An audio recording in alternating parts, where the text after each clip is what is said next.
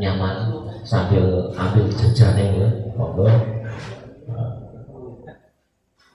Bila kurang nanti bisa tambah lagi, karena acara akan kita segera mulai.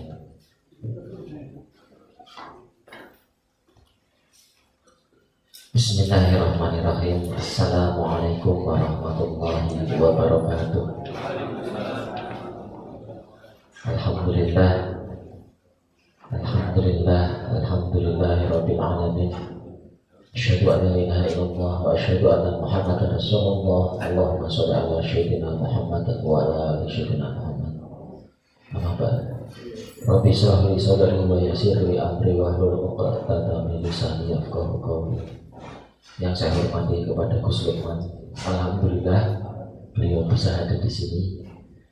Baru saja cerita dari ngaji di Batang, di Pendopo, alhamdulillah beliau.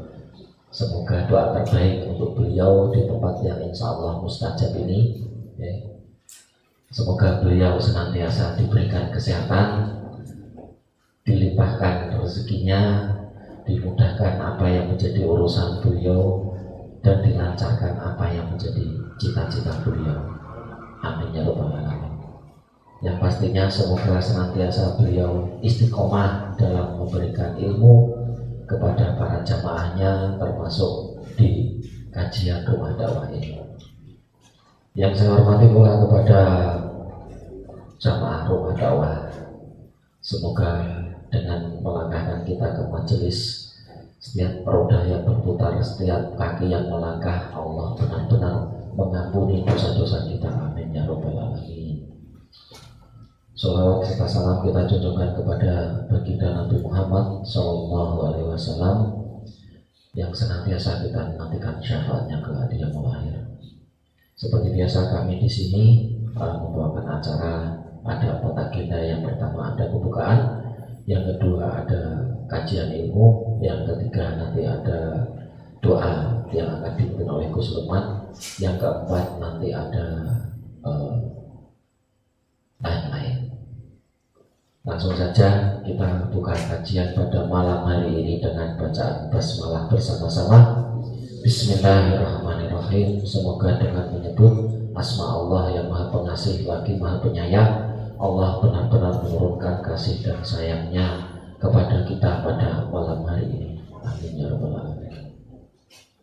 Untuk selanjutnya yang saya hormati kepada Gus Lukman, yang tentunya kita nantikan kajian materinya, yaitu tema tentang bahaya dosa zina.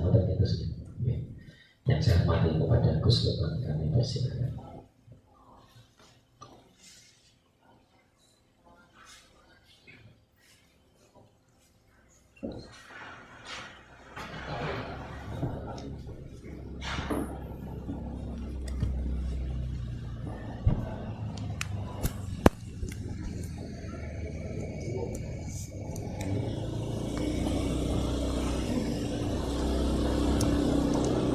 Assalamualaikum warahmatullahi wabarakatuh. Ilahul Mustafa Rasulullah Sayyidina Maulana Muhammadin sallallahu alaihi wasallam wa ala alihi wa ashabihi wa azwajihi wa dhurriyyatihi wa ali baitihi radhiyallahu anhumul Fatihah. A'udzu billahi minasy syaithanir rajim. Bismillahirrahmanirrahim. Alhamdulillahi rabbil alamin, arrahmanir rahim, maliki yaumiddin. Iyyaka na'budu wa iyyaka nasta'in. Ihdinas siratal mustaqim, siratal ladzina an'amta 'alaihim ghairil maghdubi 'alaihim waladdallin. Waliyakun dalam biya mursalun jamil malaikatil muqarrabin 'alaihim wassalatu wassalamu jamil awliya wassalamu wa syuhada wassalamu khususan. Ta'ala asqalani wa kami alimatil mujtahidin muhaddisin wal jamil aliful kutubul mu'tabarat wa khususan aliful jamil ulama jamil qur'an wa min silsilah al Fatihah. A'udzu billahi minasy syaithanir rajim. Bismillahirrahmanirrahim. Alhamdulillahi rabbil alamin, arrahmanir rahim, maliki yaumiddin. Iyyaka na'budu wa iyyaka nasta'in. Ihdinas siratal mustaqim, siratal ladzina an'amta 'alaihim ghairil maghdubi 'alaihim waladdallin. من حضرة آبائنا وأمهاتنا وأجدادنا وجداتنا ولحواشنا والمشايخ المعلمين ولتلاميذنا ولتلاميذاتنا ولأصحاب الحقوق الواجبة علينا من أحسن الناس علينا ولرو جميع المؤمنين والمؤمنات والmuslimin والmuslimat, khususipun keluarga kula panjenengan sami. Lahumul Fatihah. A'udzu billahi minasyaitonir rajim. Bismillahirrahmanirrahim. Alhamdulillahi rabbil alamin. Arrahmanir rahim. Maliki yaumiddin. Iyyaka na'budu wa iyyaka nasta'in. Ihdinas siratal mustaqim. Siratal ladzina an'amta 'alaihim ghairil maghdubi 'alaihim waladdallin. A'udzu billahi minasyaitonir rajim. Bismillahirrahmanirrahim. Alhamdulillahi rabbil alamin wa bihi nasta'inu ala umuri dunya waddin.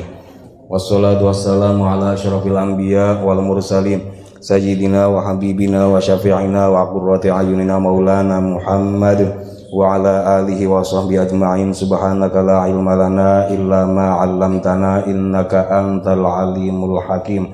Rabbi shrah li sadri wa yassir li amri wahlul 'uqdatam min lisani yafqahu qawli. Faqala al-mu'allif rahimahullahu ta'ala wa nafa'ana bihi wa bi'ulumihi bi asrari fid dharain amin ya rabbal alamin. Al-babu sadis wal 'ishrun fit tasydidi ing dalam mertelaake banget-bangete dosa ala zina ing atase zina. Qala dawuh sapa nabi Kanjeng Nabi Muhammad sallallahu alaihi wasallam, az-zina utawi zina iku yurithu nyebabake apa zina al-faqra ing fakir. Wa qala lan dawuh sapa Kanjeng Nabi Muhammad alaihi salatu wasalam, zinal ainaini utawi zinane mripat loro iku an-nadharu ningali tegese maring perkara kang den haramake. Wa qala lan dawuh sapa Kanjeng Nabi Muhammad alaihi salatu wasalam, an-nadharu utawi ningali ilan nisa'i maring pira-pira wong wadon al ajnabiyati pira-pira kang liya selain mahram iku minal kabairi setengah saking pira-pira dosa gedhe. Wa qala lan dawuh sapa Kanjeng Nabi Muhammad alaihi salatu wasalam, zinar rijlaini utawi zinane sikil loro iku almasyu lumaku maring perkara kang haram. Wa zinal yadaini lan utawi zinane tangan loro iku albatsyu mukul kelawan tanpa hak. Wa zinal ainaini utawi zinane mripat loro iku an-nadharu ningali ai ilal muharramat maring perkara sing diharamake. Wa qala lan dawuh sapa Kanjeng Nabi Muhammad alaihi salatu wasalam, zaniyatun utawi zina wahidatun kang siji satu kali iku tuhbitu nglebur apa zaniyatun wahidatun nglebur amala sab'ina ing amal 70 apane sanatan taune. Wa qala lan dawuh sapa Kanjeng Nabi Muhammad alaihi salatu wasalam, ma min dambin ora ana utawi dosa ba'da syirki ing dalem sakwise syirik iku a'dhamu luwih agung indallah ing dalem ngersani Allah min nutfatin tinimbang mani wa dha'aha kang nyelehake ing nutfah ing mani sapa rajulun wong lanang fi rahimin ing dalem rahim la yahillu kang ora halal apa rahim lahu kaduwe rajul. Wa qala lan dawuh sapa Kanjeng Nabi Muhammad sallallahu alaihi wasallam, inna li ahli nari sak temene iku kaduwe ahli neraka. Soihatan ono jeritan min najni rihi farjizani krono bacine ambune farjine wong kang zina. Wa qala lan dawuh sapa Kanjeng Nabi Muhammad alaihi salatu wasalam, al-ghina utawi sugih wa zina lan zina iku la yajtami'ani ora bisa kumpul karone. Wa qala lan dawuh sapa Kanjeng Nabi Muhammad alaihi salatu wasalam, tarku zina utawi ninggalake zina iku yurisu bisa nyebabake apa tarku zina al-ghina ing sugih. Wa qala lan dawuh sapa Kanjeng Nabi Muhammad alaihi salatu wasalam, man utawi sapane wong iku zina zina sapa man zunia mongko den zinai sapa bihiman walau bihitani darilan senajan kelawan pager tembok umahe man. Wa qala lan dawuh sapa Kanjeng Nabi Muhammad alaihi salatu wasalam, man utawi sapane wong iku zana zina sapa man bimraatin kelawan wong wadon fataha mongko buka sapa Allah Gusti Allah alaihi ing atase man fi qabrihi ing dalam kuburane man samaniyata abwabin ing 8 pira-pira lawang minan nari saking geni yakhruju kang metu mintil kal abwabi saking mengkono-mengkono pira-pira lawang apa aqaribu pira-pira kala jengking wahayatun lan pira-pira ula ila yaumil qiyamati tumeka dina kiamat. Bismillahirrahmanirrahim. Masih meneruskan dari kitab Lubabul Hadis. Saat ini sampai kepada bab tentang dahsyatnya dosa perbuatan zina. Sebagaimana sering kita dengar bahwa dalam beberapa riwayat Rasulullah SAW menyampaikan termasuk di antara asyratus sa'ah, termasuk di antara ciri atau tanda sudah dekatnya hari kiamat adalah merajalelanya perbuatan zina. Dulu mungkin ya ketika saya masih kecil, mungkin jenengan-jenengan yang menangi era tahun 80-an, 90-an, itu saat ada seorang perempuan hamil di luar nikah, itu yang malu sekampung, yang merasakan malu itu seluruh lingkungan di sekitarnya itu ikut merasa malu saat itu. Nah sekarang dianggap sebagai sesuatu yang lumrah ketika ada seorang perempuan hamil tanpa melalui pernikahan. Bahkan pernah salah seorang kiai itu cerita ada tamu ke rumah beliau mohon untuk hadir pada acara di rumah tamu tersebut. Ditanya dalam rangka apa? Dalam rangka akdun nikah ngeras-ngerus tingkeban. Jadi akad nikah padahal sudah hamil 7 bulan. Itu tanpa rasa bersalah, itu nggak ada rasa malu itu. Ya niku ngeras-ngerus sekalian tingkeban. Itu dengan mimik wajah yang datar gitu, enggak kok ngapunten, enggak, biasa aja itu. Itu kan apa ya, standar ya tadi itu, standar dalam sosial kemasyarakatan memang bergeser. Kalau secara agama ya tetap hal-hal semacam itu tidak bagus, dalam arti itu tidak masuk kategori pernikahan ideal. Kalau sudah jelas berarti apa? Melakukan perbuatan zina.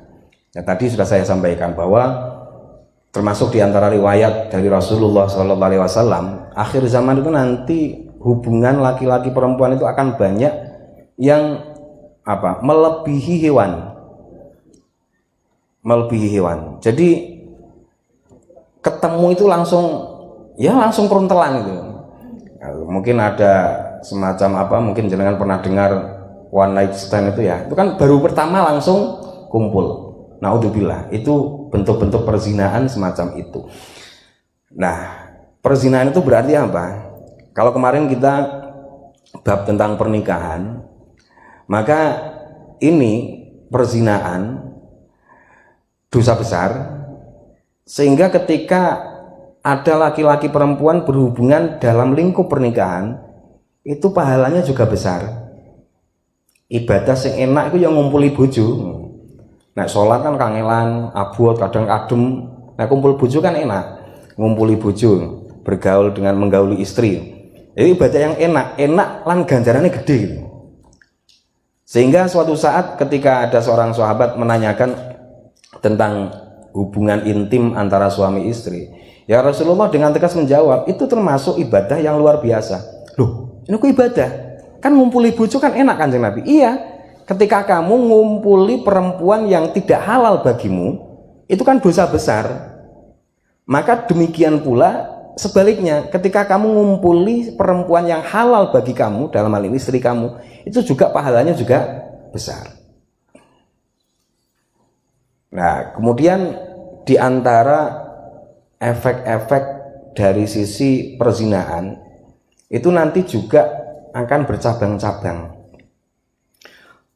Contoh, ada laki-laki perempuan melakukan perzinaan, hamil, kemudian dinikah. Kemudian lahirlah anak perempuan. Nanti ketika dewasa, ini tidak bisa otomatis ayahnya bisa menjadi wali dari anak perempuan ini. Lihat saja, tanya biasanya orang dari KUA akan menanyakan, kalau jeda waktu antara akdun nikah dengan kelahiran anak dengan jenis kelamin perempuan itu kok kurang dari 6 bulan, pasti nanti ditanya, ini dulu gimana ceritanya, kok antara akad nikah dengan kelahiran anak perempuan itu kurang dari 6 bulan, baru 5 bulan menikah sudah melahirkan misalkan. Karena apa? Nanti perwalian dalam pernikahan itu berarti sudah menjadi tanggung jawab negara, bukan lagi ayah kandung dari anak perempuan ini. Kalau laki-laki sih tanpa wali untuk menikah. Kalau perempuan harus pakai wali. Nah ini kalau tidak terus terang bahwa itu merupakan hasil dari perzinaan, ini nanti ketika terjadi akad nikah, kok yang menjadi wali orang yang dianggap sebagai ayah kandung, padahal secara fikih tidak sah menjadi wali karena itu hasil dari apa? Perzinaan. Ini nanti akad nikahnya juga akad nikah yang fasad, yang rusak. Nah ini kan bercabang-cabang. Seumpama ini kan anak laki-laki, oke, dalam pernikahan tidak butuh wali, tapi dari sisi keutamaan menjadi imam dia hilang. Boleh menjadi imam boleh, tapi keutamaannya hilang. Sehingga seumpama ada yang selevel, hafalan Qur'annya sama 2 orang, tapi yang satu itu anak hasil perzinaan, maka tetap dia harus dikalahkan. Yang dimenangkan adalah yang dari anak hasil pernikahan yang sah. Kan kasihan, jadi melebar kemana-mana. Udah. Terus kemudian juga ada beberapa, kalau dalam kitab-kitab fikih keterangannya lebih lengkap ya. Ini kan secara global saja. Nanti ketika ada perzinahan itu juga ada perbedaan antara hukuman dari jenis-jenis yang berbeda ini. Contoh, ada laki-laki tidak pernah menikah melakukan perzinahan. Nanti konsekuensi yang akan ditimpakan berbeda dengan laki-laki yang sudah pernah menikah. Yang sudah pernah menikah kemudian melakukan perzinahan, baik itu statusnya masih sebagai seorang suami ataupun sudah menjadi duda, tetap beda. Kita dengar, mungkin ada pernah yang mendengar ada zina muhson dengan zina ghairu muhson. Itu tadi perbedaannya, yang satu itu belum pernah melakukan hubungan intim dalam koridor yang sah, itu ghairu muhson. Kalau yang muhson itu yang sudah pernah melakukan hubungan intim dalam lembaga yang sah, pernah melakukan hubungan intim laki-laki perempuan tapi secara halal, sudah pernah, kemudian suatu saat melakukan hubungan intim yang hukumnya haram. Itu nanti akan ada akibat hukum yang berbeda. Terus kemudian ya dari sisi tadilah kemasyarakatan, karena memang bergesernya, ya mungkin kalau dulu sebutannya dekadensi moral ya, standar moral itu semakin berkurang, semakin rendah. Kalau dulu mungkin harus pasang level tingkat tinggi standar moralitas. Nah berhubung kemudian kemajuan zaman, kemajuan teknologi dan seterusnya, ya akhirnya ya begini ini. Ya nanti tetap kedepannya ya semakin turun secara umum. Nah kita secara pribadi bisa untuk memperketat diri kita sendiri, memperketat keluarga kita. Nah ada, kalau di dalam kitab syarahnya Takrib itu ada keterangan, termasuk di antara ikhtiar seorang tua agar anaknya terbebas dari perbuatan zina. Ini bagi yang percaya saja maksudnya, bukan hadis, bukan. Kalau hadis kan adzan dan iqomah, walaupun ada yang tidak setuju dengan status sahih atau dhaifnya hadis itu. Tapi dari dulu ya, kalau setidaknya dalam lingkup keluarga saya atau lingkungan saya itu kan, kalau begitu ada bayi dilahirkan, biasanya terus dikumandangkan adzan di telinga kanan, kemudian pindah ke telinga kiri untuk mengumandangkan iqomah. Nah, itu diterangkan oleh sebagian ulama, pindah lagi ke kanan.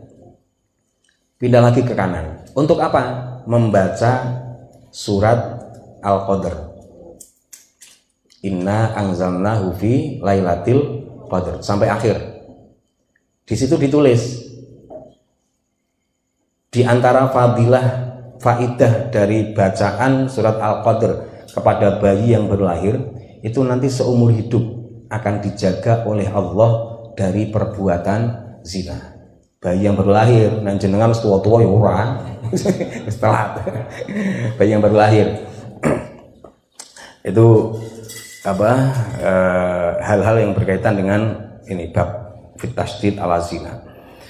Rasulullah SAW menyampaikan az-zina yurizul faqra.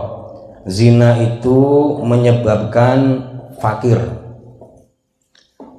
Lah kayak tonggoku tukang main perempuan tapi kekayaannya bertumpuk-tumpuk. Nah, lahiriahnya bertumpuk-tumpuk, tapi dari sisi batiniahnya dia kering kerontang, sehingga walaupun toh harta benda ada, tapi di dalam hati itu tetap rasanya kurang terus, sehingga ya siang malam tetap selalu all out menumpuk-numpuk harta. Jadi secara lahiriah bisa jadi dia punya uang, dia punya harta, dia punya jabatan, tapi batiniahnya ada al-faqr. Faqr itu asal kata butuh. Jadi selama dia masih merasakan butuh, walaupun toh paribasan jumlah kekayaannya triliunan, itu berarti dia belum mencapai kategori al-ghina, belum mencapai kategori orang yang kaya, wong sing sugih. Ya tadi, karena dia berzina, kemudian oleh Allah hatinya itu disetel selalu kekurangan, selalu merasa kekurangan. Rasulullah SAW kemudian juga menyampaikan, zinal ainaini an-nadharu ilan nisa al-ajnabiyat minal kabair. Zina kedua mata adalah melihat hal-hal yang diharamkan. Jadi seorang laki-laki melihat kepada seorang perempuan yang bukan mahramnya, ini bahkan ada sebutan dalam hadis selanjutnya itu, melihat kepada perempuan ajnabi, perempuan yang tidak halal, minal kabair, termasuk dosa besar. Tapi itu di syarahnya ada keterangan, melihat kepada perempuan itu termasuk dosa besar kalau kemudian keterusan.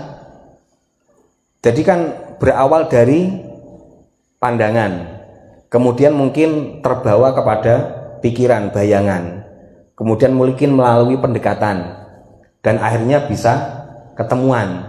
Nah itu kabair, berawal dari apa? Pandangan. Sehingga ada istilah marrah wahidah, pandangan pertama. Pandangan pertama itu rezeki. Misalkan saya ke mall atau ke pasar, lihat cewek cakep banget, sembelahai semok misalkan, pandangan pertama itu rezeki. Tapi kalau kita teruskan itu jadi maksiat, jadi dosa. Ya melihat, ya udah pandangan pertama itu aja, itu jatah rezeki buat kamu, jangan diteruskan terus. Lah kok anu ya?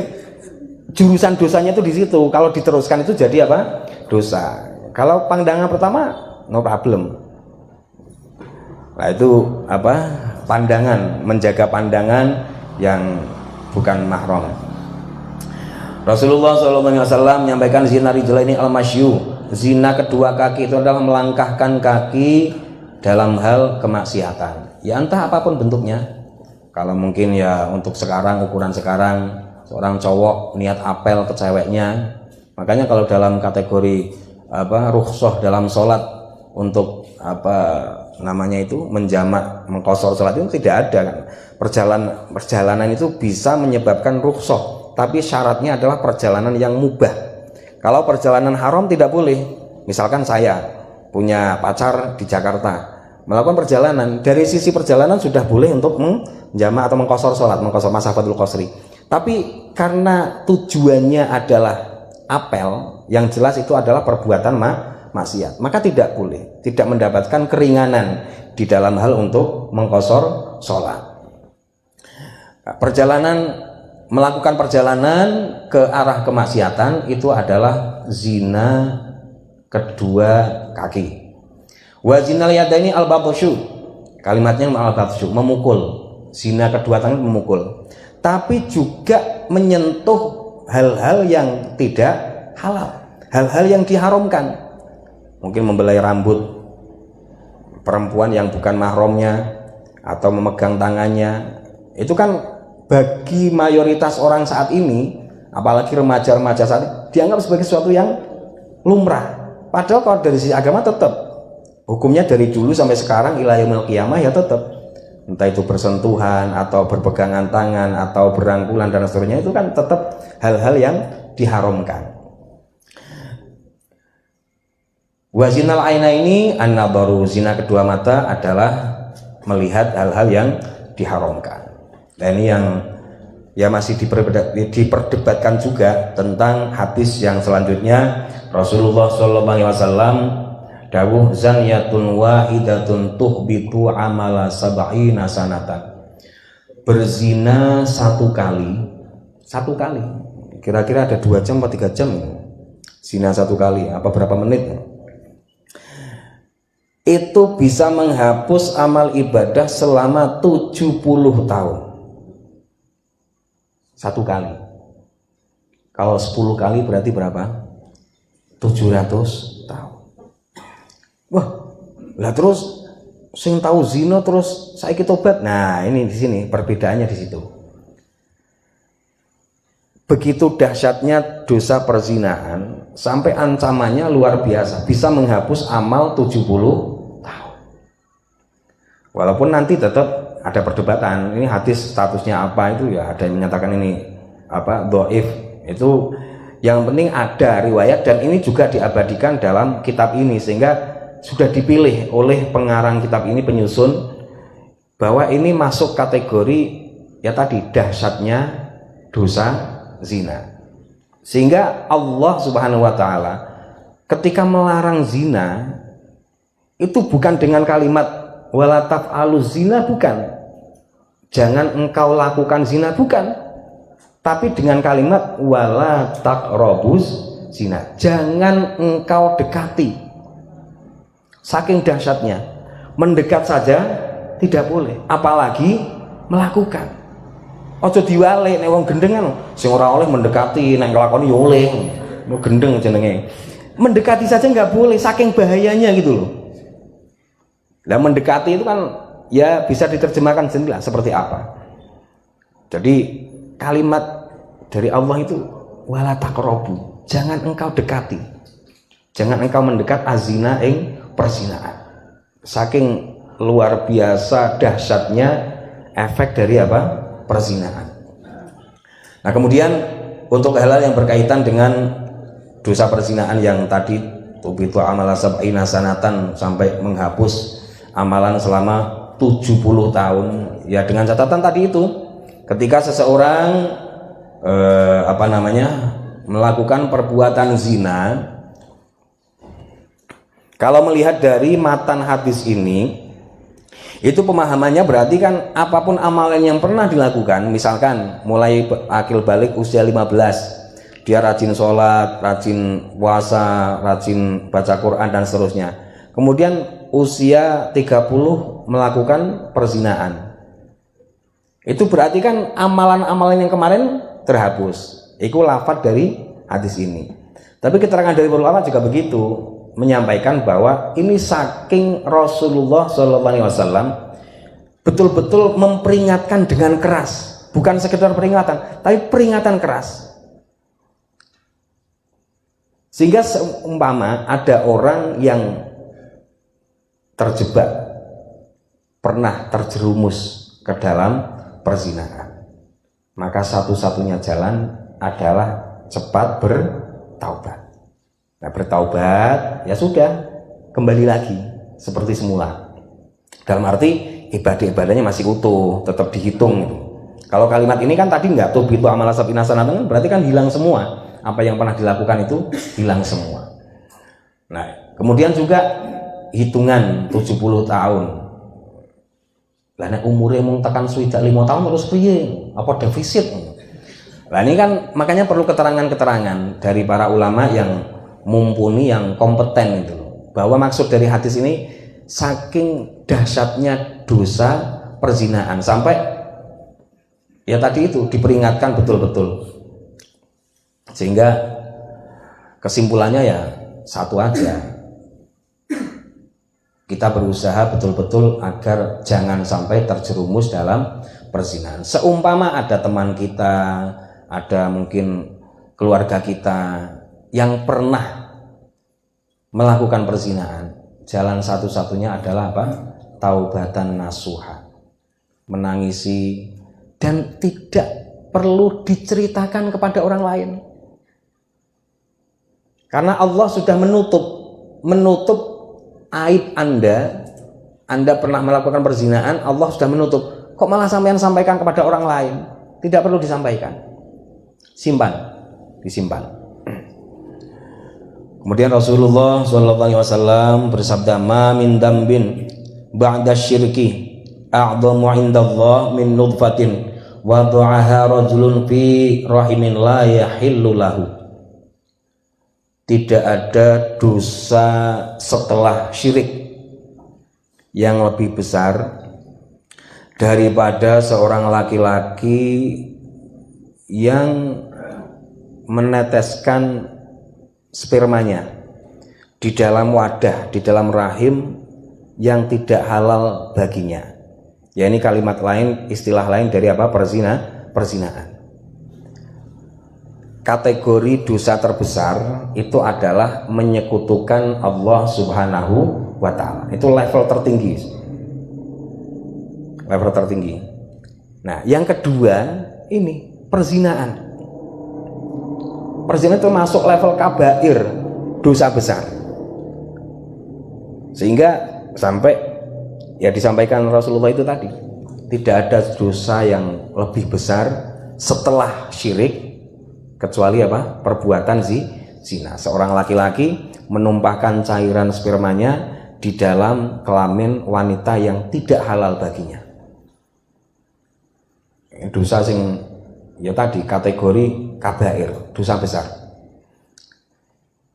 Nah, kemudian dulu untuk zina muson hukumannya mati, hukumannya itu yang ngeri. Jadi dilempar batu sampai mati, muson. Tapi ini kemudian diterangkan oleh para ulama. Ketika ada orang yang mengakui perzinahan, Rasulullah mendesak untuk mencabut pengakuannya. Untuk bahasa sekarang mungkin ya, ada orang sowan kepada Rasulullah, saya berzina, silakan saya dihukum. Jangan-jangan nggak sampai masuk, paling baru gesek-gesek doang. Mboten Kanjeng Nabi. Jangan-jangan kamu cuman sekedar perasaan tok. Enggak Kanjeng Nabi, bener.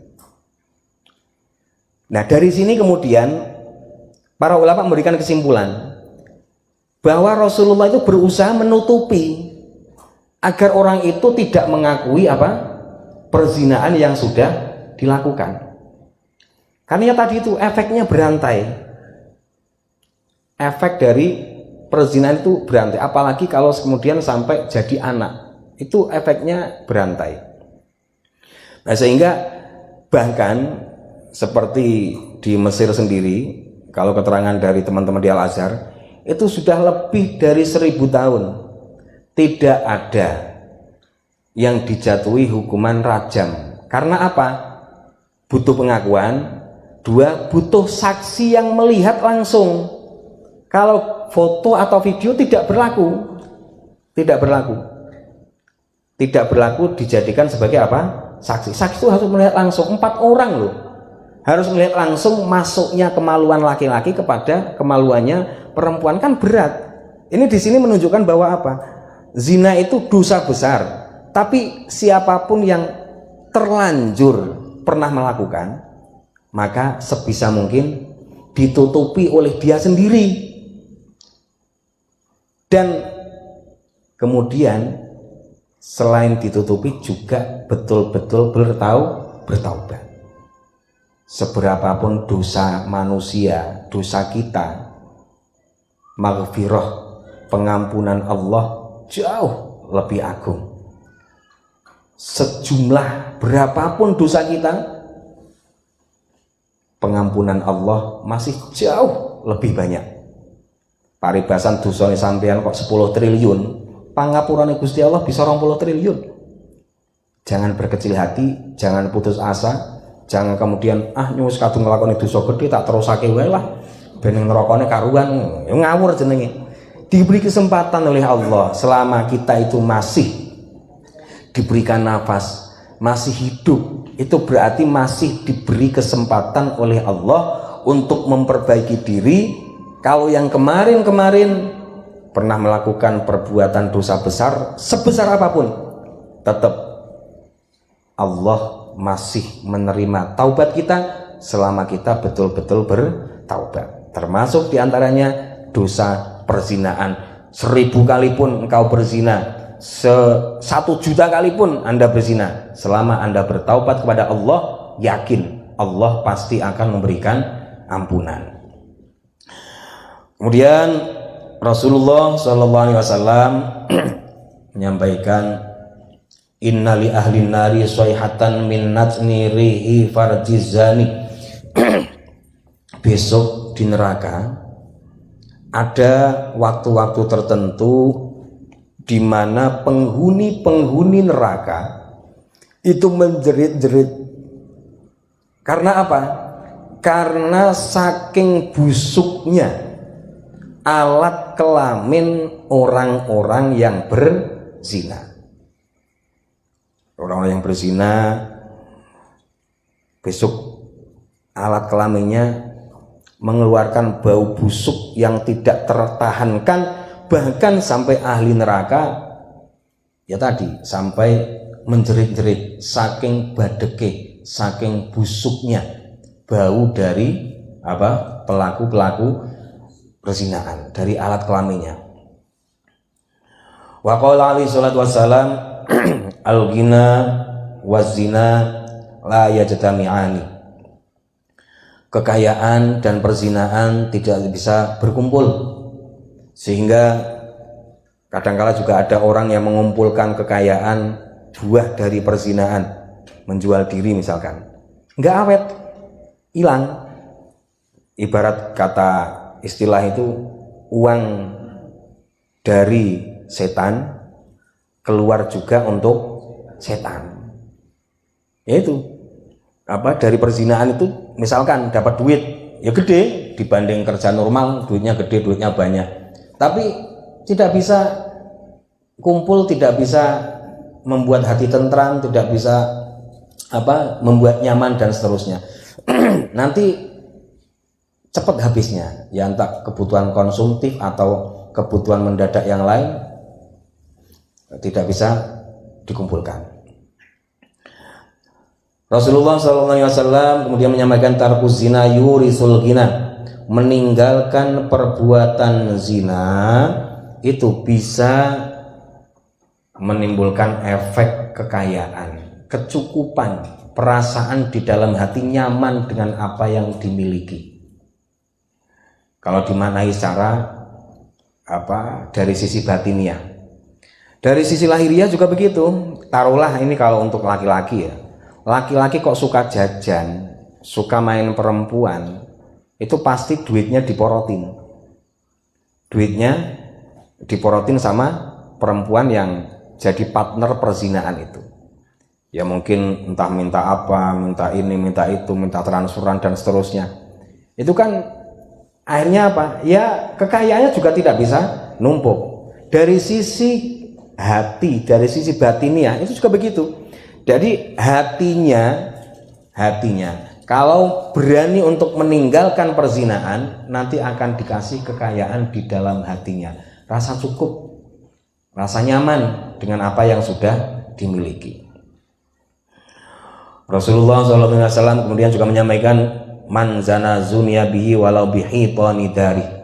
Nah ini kalau dalam kitab-kitab fikih itu nanti ada tadi level-level tertentu. Dari sisi hukuman juga ada aturan-aturan yang berbeda-beda. Misal laki-laki dengan perempuan yang sudah pernah menikah itu beda dengan yang belum pernah menikah. Kemudian ada juga kecenderungan untuk melakukan hubungan intim tapi bukan dengan sesama manusia, dengan hewan. Kan ada kelainan seksual yang seorang manusia itu berhubungan intim dengan hewan. Itu kan ada kelainan semacam itu tetap zina. Jadi kok nak karo wong wadon dosane gedhe kak nyung karo wedhus wae.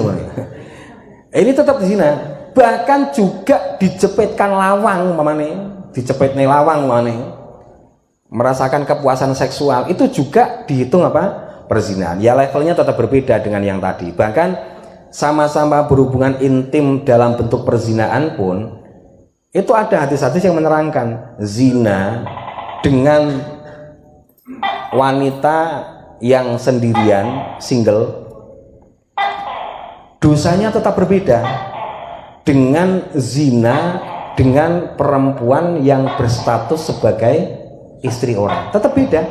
Ya sama-sama dosa besar, tapi besarnya dosa itu berbeda antara zina dengan perempuan yang lajang, yang single, dibanding dengan zina dengan perempuan yang statusnya sebagai istri orang. Dan masih ada lagi zina dengan istri orang yang merupakan tetangganya. Levelnya beda lagi. Sama-sama dosa besar. Wis zino sing partner zinanya itu istri orang, bukan hanya istri orang, tetangga sendiri. Entah samping rumahnya atau depan rumahnya atau belakang rumah, tetangga sendiri itu beda lagi. Tapi semuanya masuk kategori dosa besar. Nah itu kaitan dengan jadi bukan hanya hubungan antara laki-laki dan perempuan, bahkan juga dengan tembok, dengan hewan misalkan. Atau untuk sekarang kan ada itu berita-berita dengan boneka mainan itu ya, boneka yang bentuknya persis cewek wayune porong. Itu berita-berita semacam itu kan, ya dengan itu pun juga termasuk perzinahan. Rasulullah SAW kemudian bersabda, man zana bimra'atin fatahallahu alaihi fi qabrihi samanida abwabin minan nar yakhruju min tilkal abwab aqaribu wa hayyatun ila yaumil qiyamah. Siapapun yang berzina, seorang laki-laki berzina dengan seorang perempuan, nanti ketika kematiannya di dalam kubur, Allah akan membuka 8 pintu dari neraka, pintu dari api di dalam kuburnya. Siksa kubur bagi seorang penzina. Terus apakah pintu itu sekedar pintu saja? Tidak. Nanti Allah akan mengirim dari pintu-pintu yang berjumlah 8 itu akan keluar jenis-jenis binatang melata buas berupa kalajengking dan ular untuk menyiksa pelaku zina. Sampai kapan? Ila yaumil qiyamah. Jadi setiap hari menu siksaan bagi penzina yang tidak mau taubat ini. Kalau taubat kan tadi udah ada pembahasan, jadi kalau taubat ya semoga Allah akan membersihkan siksaan-siksaannya, dosa-dosanya. Nah ini ada orang berzina, penzina, kemudian tidak taubat sampai kematiannya, kelak di kuburan dia, ketika masuk ke alam kubur Allah akan membukakan 8 pintu yang terbuat dari api neraka. Dari masing-masing pintu yang berjumlah 8 itu akan keluar aqarib, wahayatun, kalajengking dan ular. Sampai kapan?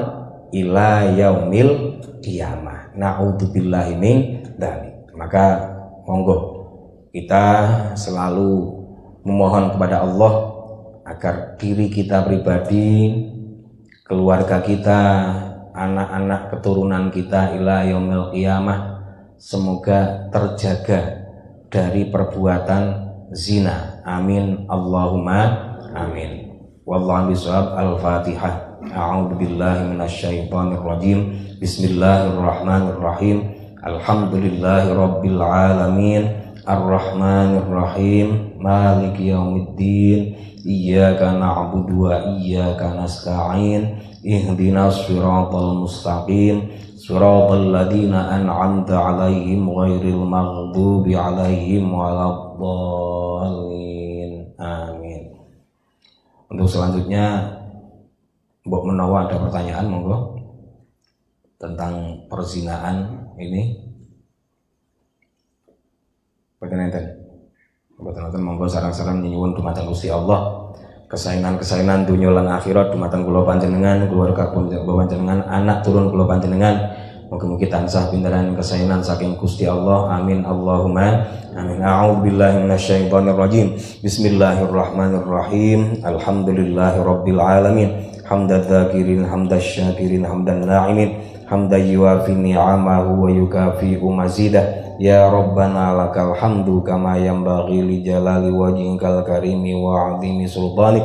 Allahumma shalli ala sayyidina Muhammad wa ala alihi wa ashabihi wa azwajihi wa dhurriyyatihi wa ali baitihi 'adada ma fi 'ilmika sholatan daimatan bidawami mulkik. Allahumma ighfir lana dzunubana wa liwalidina warhamhum kama rabbawna shighara wa li jami'il mu'minina wal mu'minat wal muslimina wal muslimat al ahya'i minhum wal amwat. Allahumma ja'alna wa auladana wa ahlana wa dhurriyyatina wa ahla qaryatina wa talamidana wa talamidatina min ahlil ilmi wa ahlil khair wa ahlil quran wa la taj'alna wa iyyahum min ahli syarri wad dhari wa tughyan bi rahmatika ya rahim ya rahman. Allahumma ya muyassiru yassir ya mudabbiru dabbir ya musahhilu sahil sahil lana kulla asir fa inna taysira kulla asir alaika yasir bijahil bashiri wan nadir innaka ala kulli syai'in qadir wa bil ijabati jadir. Rabbana hab lana min azwajina wa dhurriyyatina qurrata a'yun waj'alna lil muttaqina imama. Rabbana taqabbal minna innaka antas samiul alim wa tub alaina ya maulana innaka antat tawwabur rahim. Rabbana atina fid dunya hasanatan wa fil akhirati hasanatan wa qina adzabannar wa adkhilnal jannata ma'al abrar bi rahmatika ya aziz ya ghaffar ya rabbal alamin. Wa sallallahu ala sayyidina Muhammadin nabiyil ummi wa ala alihi wa sahbihi wa baraka wa sallam bi fadli subhana rabbika rabbil izzati amma yasifun wa salamun alal mursalin walhamdulillahi rabbil alamin. Bismillahirrahmanirrahim. Subhanakallahumma wa bihamdika asyhadu an la ilaha illa anta astaghfiruka wa atubu ilaik. Kurang lebihnya mohon maaf. Wallahu muwaffiq ila aqwamit thoriq. Wassalamualaikum warahmatullahi wabarakatuh.